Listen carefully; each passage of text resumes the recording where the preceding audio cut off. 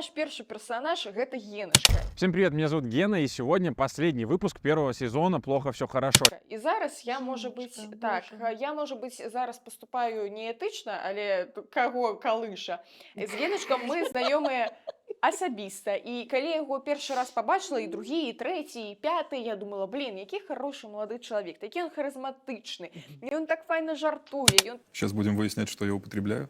Григорий, ничего не нужно выяснять. Я и так уже все давно знаю. І він такий веселий. А потім я зауважила, що жартує він мізогінно, а потім я зрозуміла, що не жартує, тому що я підписалася на Геночка відкритий телеграм-канал, где больше за 6 сотен подписчиков, а еще у Геночки закрытый инстаграм, тому мы не будем тут показывать его які-кольвік фотографії, просто скажем, що там каля 5000 подписчиков. Ого. Ще Геночка працює у варшавській студії Вісла Vision і так само з'являється ведучим YouTube канала «Плохо, все хорошо». Вось, карацей, такі шматгранны вельмі чалавек.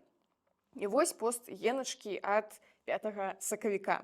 Просто зафіксуємо. Геночцы у рассылцы проходить поведомление вот с таким написанием НДА и активисток. Значит, запрошаем представниц НДА и активисток.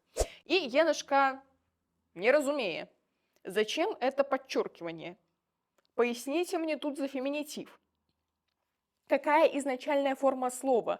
Мужская версия у двукосии активиста – это официальное письмо от организации, направленное и мужчинам, и женщинам. Выглядит в написании как высер. Нет, спадарыня Ирина? Я бы хотела попросить больше докладное описание того, что такое высер.